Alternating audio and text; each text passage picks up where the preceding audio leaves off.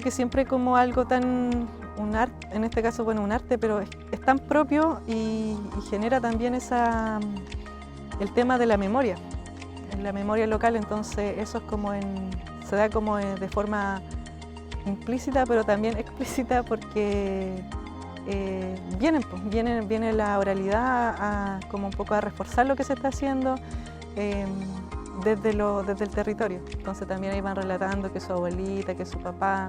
Yo también les pregunto qué les dicen ellos del trabajo que están haciendo, me comentan que están contentos. Entonces es bien significativo en ese sentido. Me gusta empezar a hacer los mates, los patojarros, todo eso.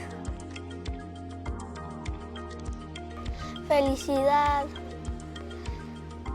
también alegría, construir cosas con gredas.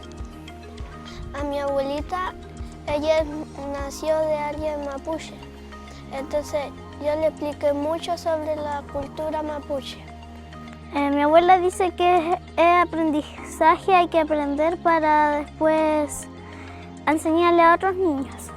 Que en las clases los estudiantes van relatando que en este territorio también se hacía este trabajo antiguamente. Entonces, o sea, ni siquiera tan antiguamente, como que las abuelitas, los tíos, entonces también ellos van como participando de forma implícita, porque es claro, no están en el aula, pero en el relato de los niños también se percibe como ese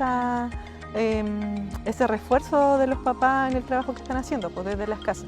Sorpresa porque positivo, en el fondo, todo es en el aspecto positivo, y una sorpresa para nosotros porque no pensamos que iba a caer tan bien en los niños.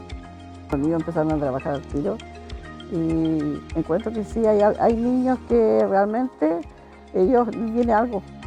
Creo que a lo mejor un estudio de un linaje de ellos porque son artistas. Son chiquititos, tercero o cuarto, pero son artistas lo que hacen. Y hay otros niños que también que no son mapuches, pero ellos también están trabajando muy bien y ha caído muy bien en la comunidad escolar, sobre todo en el curso y que ellos han salido, y los apoderados están pero encantados.